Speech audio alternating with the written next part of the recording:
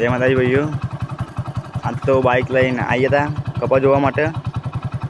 કપા કેવા થયા છે જોવા આવ્યા હતા।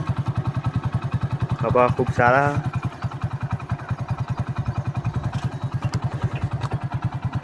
બાઇક લઈને જ આવી પણ આપણે તો હેરતા આવતા નહીં।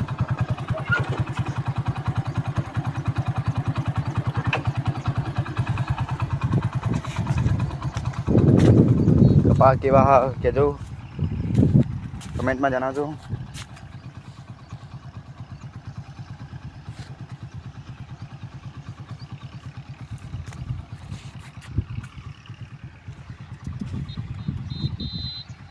पाँच बीघा है कपा।